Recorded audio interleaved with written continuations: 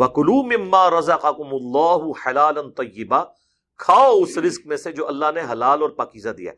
حلال ہونا چاہیے، یعنی حلال کی کمائی سے بھی ہو، وہ کھائی جانے والی چیز بھی حلال بھی ہو۔ یہ نہیں ہے کہ اب قرآن میں اب بس یہی رہ گئے کلو وشربو، کھاؤ اور پیو، یہ بھی لوگ لیتے ہیں نا، اسی کے وہ کہتے ہیں کہ اللہ نے حکم دیتے ہیں، اور اسی پہ وہ تیجے 40ویں جمعراتیں برسیاں ساری اس پہ چل رہی ہوتی ہیں، کہتے ہیں اللہ نے کہا کھاؤ پیو۔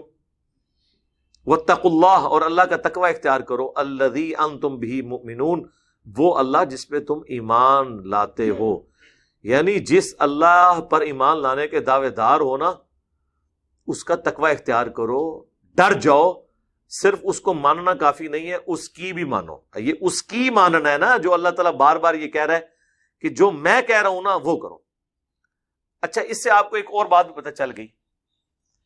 لوگ کہتے ہیں نا جی کوئی بھی اچھا کام ہے بس اللہ نے تو دیکھنا ہے نیت کیا ہے، آپ اللہ کے لیے وہ کر لیں۔ قرآن اس بات کو نہیں مانتا۔ قرآن کہتا ہے لَقَدْ كَانَ لَكُمْ فِي رَسُولِ اللَّهِ أُسْوَةٌ حَسَنَةٌ، دنیا کی بڑی سی بڑی نیکی بھی زیرو سے ملٹیپلائی ہے اگر وہ نبی علیہ السلام کے طریقے پہ نہیں ہے، کیونکہ رول ماڈل کون ہے؟ پیغمبر۔ اس لیے رول ماڈل پیغمبر کو بنایا جاتا ہے کہ کوئی اللہ کی محبت میں اللہ کے لیے غلط چیزیں منسوب نہ کر دے۔ ادروائز صوفیاء نے مسلمانوں میں اور راہبوں نے کرسچینٹی میں جو کچھ اللہ کے ساتھ منسوب کیا ہے، مجھے 1% بھی شک نہیں ہے کہ انہوں نے اللہ سے دشمنی میں کیا ہے، اللہ کی محبت میں کیا ہے۔ بلکہ میں تو اس سے بڑا جملہ بولتا ہوں، اس امت کے بڑے بڑے علماء اور بزرگوں نے جہاں جہاں دین کا جنازہ نکالا ہے پوری نیک نیتی کے ساتھ نکالا ہے۔ انہوں نے یہ سمجھا ہے کہ اسی میں ہی امت کی فلاح ہے، اسی میں ہماری آخرت کی کامیابی ہے۔ لیکن قرآن و سنت سے وہ ہٹ کے، اس لیے ایکسیپٹیبل نہیں۔ جی مثنوی مولانا روم پڑھیں جی، کہتے ہیں جی وہ اگر کسی نے فارسی کا قرآن پڑھنا ہے تو وہ پڑھے۔ بھئی فارسی کا قرآن پڑھنا ہے تو وہ کیوں پڑھے؟ فارسی میں ترجمہ شاہ ولی اللہ دہلوی نے کیا ہوا ہے قرآن کا، وہ کیوں نہ پڑھے؟ دیکھو اندازہ کرو۔ اور پھر میں نے اس کا جب پوسٹ مارٹم کیا کہ اس میں تو کتنے گستاخانہ واقعات ہیں حضرت موسیٰ علیہ السلام کے بارے میں۔ وہ اکثر آپ کو یہ واعظین سناتے ہوں گے کہ جی وہ جی حضرت موسیٰ ایک بندے کے پاس سے گزرے اور وہ کہہ رہا تھا اللہ تو میرے پاس آئے، میں تیری کنگھی کروں، میں تجھے نلاؤں دلاؤں۔ حضرت موسیٰ علیہ السلام نے اسے منع کیا تو اللہ موسیٰ سے ناراض ہو گیا۔ استغفر اللہ۔ یہ اگر اتنے کو محبت کی چیزیں تھیں تو قرآن میں اللہ نازل کر دیتا نا کہ اے نبی کے ماننے والوں، تم بھی اللہ کو جب محبت سے پکارو تو یہ کہا کرو کہ اللہ میں تیری کنگھی کروں، تجھے نلاؤں دلاؤں۔ اور پھر یہ کیا بتانا چاہ رہے ہیں کہ موسیٰ علیہ السلام کو اللہ سے محبت کا وہ تقاضا نہیں پتا جو اس نانگے پیر کو پتا ہے۔ تو یہ حضرت موسیٰ کی توہین نہیں ہے، حضرت موسیٰ کے استاد کی توہین ہے کہ اس نے کس قسم کا شاگرد بنایا ہے کہ اس کو ایک ڈنگر سمجھا رہا ہے۔ اور یہ مذہبی مولانا روم میں لکھا ہوا ہے انسانی گوشت چاہیے جی۔ یار اللہ نے جو انسانی گوشت چاہیے سی نا، اللہ نے ابراہیم علیہ السلام کو خواب میں کہا تھا، گوشت نہیں کہا تھا، بیٹا قربان کرتے۔ گوشت ادھر بھی نہیں مانگا تھا۔ سورہ حج میں آیا کہ تم جو قربان کرتے ہو نا، اس کا گوشت اور خون مجھے نہیں پہنچتا بلکہ تمہارے دلوں کا تقویٰ پہنچتا ہے۔ اور وہ بھی بچہ قربان نہیں ہونے دیا، اس کی جگہ اللہ تعالیٰ نے مینڈا بھیج دیا۔ وہ کہتے نہیں ایک بندہ تھا، اس نے پھر گوشت لا کے انہوں نے کہا ایتھو لاما ایتھو لاما ایتھو لاما، خدا کے لیے۔ یعنی یہ چیزیں استغفر اللہ توبو الیہ۔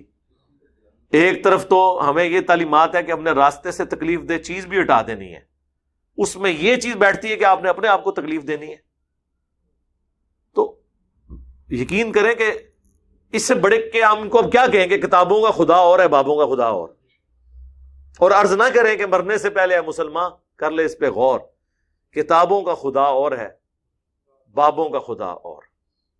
تو یہ کتابوں کے خدا کو فالو کریں۔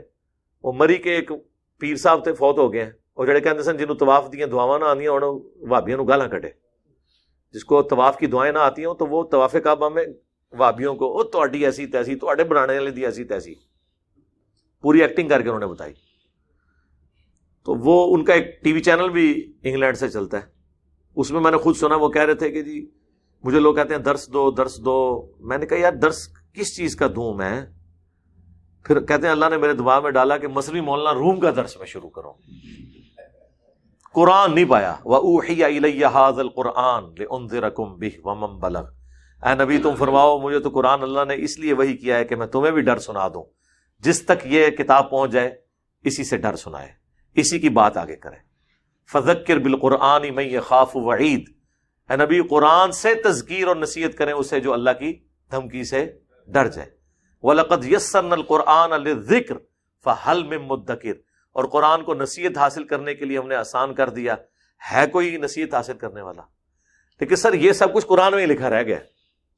اب مجھے بتائیں کہ یہ بزرگ جو اس قسم کے شعر و شاعری لکھتے رہے، کتابیں لکھ کے چلے گئے، ان سے کوئی پوچھے کہ یار قرآن کے بعد تو مسلمان صحابہ نے شعر کہنے چھوڑ دیے تھے کہ قرآن کے بعد اب کیا بات کریں، تم لوگ شاعری بھی کرتے رہے تو کس قسم کی شاعری کرتے رہے جو دین قرآن و سنت میں ہے ہی نہیں تھا؟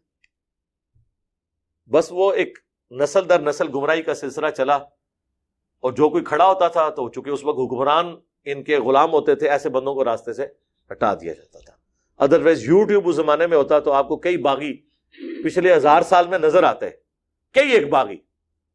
یہ تو اللہ تعالیٰ نے اس مبارک دور میں یہ ذرائع پرووائڈ کر دی ہیں، الحمدللہ۔ اللہ تعالیٰ سے دعا ہے جو حق بات میں نے کہی اللہ تعالیٰ ہمارے دلوں میں راسخ فرمائے، اگر جس بات میں میرے منہ سے کوئی بات غلط نکل گئی اللہ تعالیٰ ہمارے دلوں سے محو کر دے، ہمیں معاف بھی فرما دے، ہمیں کتاب و سنت کی تعلیمات پر عمل کر کے دوسرے بھائیوں تک پہنچانے کی توفیق عطا فرمائے۔